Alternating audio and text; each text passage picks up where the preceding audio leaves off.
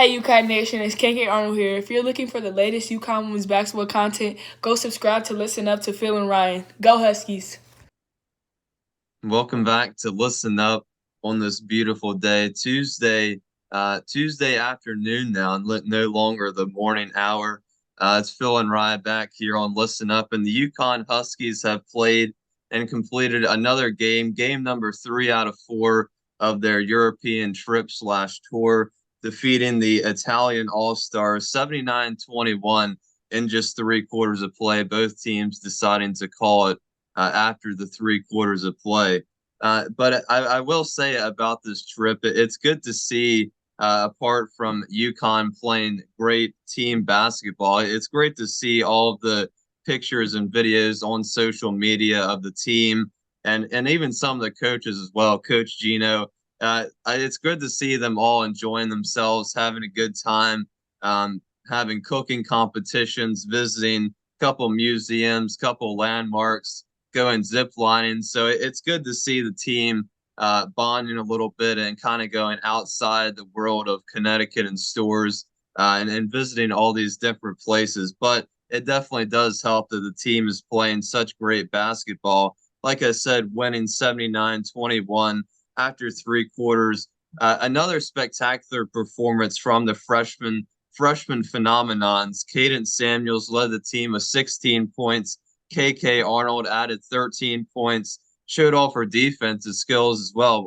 6 steals for her. So another great game from KK. All 3 games, she's played really good basketball. Ashlyn Shade as well had 10 points, 8 rebounds. So again, it's really great to see the freshmen performing this well and getting the opportunity to play and receiving big minutes and proving what they can do and why they deserve to get those minutes as well. Aubrey Griffin added 10 points, 7 rebounds. Azzy Fudd, 10 points, five players for UConn with double-digit scoring in that game. And Aaliyah Edwards also grabbed 9 rebounds. So, like I said, UConn now winning 3 games, got one more left before they return home. I believe on Friday they play again. But another great win, another great team win, and it's good to see the freshmen continue to playing great basketball as well. And the more I think about it, thanks again, Ryan, for joining me on this Tuesday. The more I think about it, and you said it right, very good job. As I look at the box score here, the points scored and the final score again, 79-21. I just want to point out to you, I don't know about, let's maybe dive in a little bit deeper. Maybe if you guys know, or maybe if Ryan knows, are other women's basketball programs, specifically college programs, doing this as far as out-of-country trips or even scrimmage games for, let's just say it for specifically, I think it's safe to say 90% for their freshmen, for the rookies, you know? So the more I sit back and think about it, I'm like, well, first of all, let me ask Ryan, are other schools doing this, Ryan? And if not, doesn't this kind of, if you want to think in a positive way, which that's all we want to do, right? I mean, why be negative about it? This is really good. I mean, this is you're putting your freshmen ahead of the game. I mean, I get it. This is not official games. You know, this is not against some of the best college players in this country, but hey, they're still getting game action, man. So are other schools doing this? And doesn't this kind of give UConn an advantage? I would say yes, for sure. Yes, without a doubt. People would argue. I'd say yes.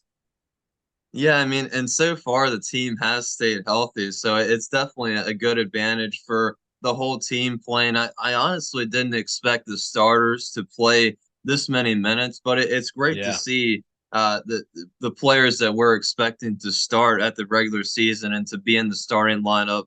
All these players we're expecting to get most of the minutes for the season. It's great to see these players playing and everybody playing for that matter. But I do believe that other teams are doing this. I thought I saw somewhere where the USA is winning. I guess it's kind of like a tournament of games. I'm not really sure, to be honest. I tried to look it up real quick and didn't find anything. But I do believe there are other teams participating for the USA. I guess it's kind of the USA versus Europe thing. But I would definitely say it kind of gives UConn an advantage because, like I said, everybody is able to play, and everybody so far, knock on wood, still got one game to go, but everybody is staying healthy. Aside from Caroline Ducharme having that little scare, but she was back in the starting lineup for yesterday's game, so that was good to see. So as long as everybody stays healthy, it's definitely good to get minutes under their belt. And even though these games don't necessarily count towards the regular season record, it's definitely good to everybody to get minutes, real time, fast speed game action. It's good to see, again, the freshmen coming in, and it's good to see the rookies, how they are able to still keep this UConn history going strong, meaning that the score at the half was 57-13. It was all UConn. And again, that's what I get it. This is out of country, but this is the kind of playing style, Ryan, that we're so used to seeing, so capable of. They are, the history of this program, they're capable of holding some of the best teams in the country down to 20, maybe not even 30 points at halftime. So again, this is nothing unusual when you speak of UConn women's basketball. Yeah, and especially in the game yesterday, I kind of forget about the other two games. I know in at least two of the games, the UConn's held both the teams to kind of lower scoring. I think in the second game, the other team got quite a bit of points, 68, I believe, if I'm remembering that correctly. But in yesterday's game, through those three quarters, the Italian All-Stars didn't score above 10 points. So UConn held them to single digits in all three of those quarters. So it's definitely good to see. Like you said, it's not, the greatest competition that UConn can face, but it's definitely a good sign to see that, especially with KK getting 6 steals yesterday. So it definitely looks like UConn is picking up where they left off. Obviously, from a defensive standpoint, it's definitely important for them to hold these teams when it comes to the regular season, some tougher competition in the non-conference schedule. It's definitely good to see them showing their great defensive skills on this trip, along with all these points they've been racking up as well. All right, 3 hours ago, UConn, it was announced that UConn will face Texas in the Jimmy V Women's Classic on December 3rd, and that's on ABC. And then, Ryan, 1 hour ago, it was announced UConn will face UCLA and Kansas in the Cayman Islands Classic. So, Ryan, a lot to look forward to as this trip continues. And then as we get closer to the season, it's time for comments, Ryan, on Listen Up. Let's go straight over to Adam Edmonds. And I believe we actually, it's our fault. We ignored his comment. I caught it on another video.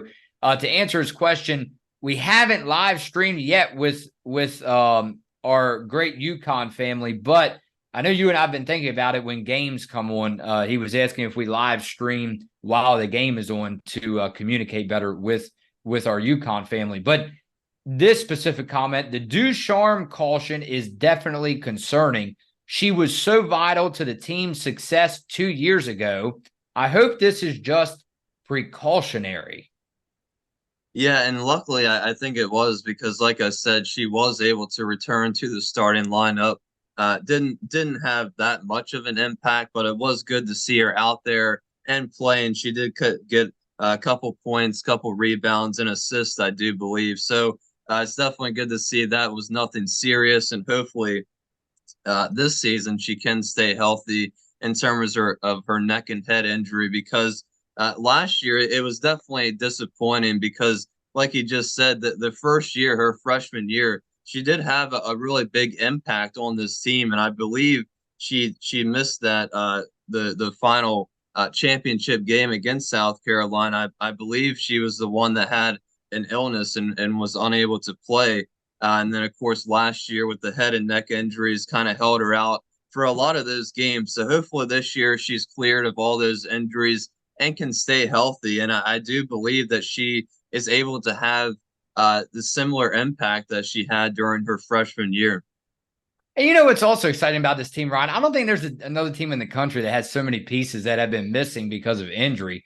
Not only that, factor in, I hope even more women's basketball or all basketball fans are listening to us, not just specifically UConn fans, because this team is so exciting. If you're a basketball fan all around, it's so exciting to pay attention because how many other teams, Ryan, in the country have had these many pieces missing from the puzzle? And yet, you still have, it's not like they're graduated and they're gone. I mean, they're all coming back. I mean, so many pieces inside. I'm seeing comments about KK. I'm seeing, even though she's new, I'm seeing comments about Ayanna Patterson. So when you think about it, it's a lot of pieces, key pieces that have been missing, but we're blessed enough to see them return yet again. Yeah, for sure. I mean, it's definitely exciting, like you said, not only for UConn fans, but if you're just a sports fan in general, and especially women's basketball. And even there's a lot of shade getting thrown towards Paige Beckers. It's definitely exciting to finally get to see her in November back on the court, along with some of the other players as well. Amari DeBerry is another name. Of course, we talked about her a lot on here, but not having the impact, dealing with a couple injuries. So hopefully, along with Caroline and all the other players who have been injured the past couple years, we're hoping for them to stay relatively healthy, and hopefully everybody can have the impact that we all think and know that they can provide for this team. Jason says, welcome back, boys. Been watching the replays on UConn Plus. While I was quite impressed with the play in the first couple games, I did also see a lot of sloppiness that needs to be addressed. Once again, I'm seeing a lot of missed layups and bunnies, silly turnovers, and missed foul shots. All right, Ryan, that kind of play will not cut it against the competition during the year. Let's hope Gino and team can sort it out before the year starts. Peace. Yeah, Ryan, because, hey, not to mention it again to you, there's a lot of people that do not believe in this, and that's fine. But we're starting to move into the next generation or the next world of this new turnaround in the sports world of super teams. Yeah, it's a good point as well, because I think I said before this tour started, despite whether UConn wins or loses, and it obviously looks like they're going to win all 4 of these games. But, despite them winning by 30, 40, 50 points, however many points, there's going to be a lot of mistakes, because they haven't obviously played with each other for a very long time. So I did kind of expect a lot of these mistakes to happen. But like Jason said, it's important that they clean these things up. And obviously, Gino and the coaching staff is noticing these things. So I'm sure when they get back to stores and start practicing a little bit more, starting going a little bit heavier, getting ready for the season, I'm sure they'll address all those things that they're paying attention to and noticing during this tour. And hopefully they address those things. And I'm sure they'll be ready for the first game. Final and 3/4, UConn 79, Italian All-Stars 21. Once again, it's Phil and Ryan right here on Listen Up. Ryan, I was you know what they call it? Thirsty Thursday. We're thirsty for March. How about that? I mean, March cannot come quick enough. You all know what the goal is, Ryan. You know what we're thirsty for. Ryan, I will see you Thursday right back here on Listen Up.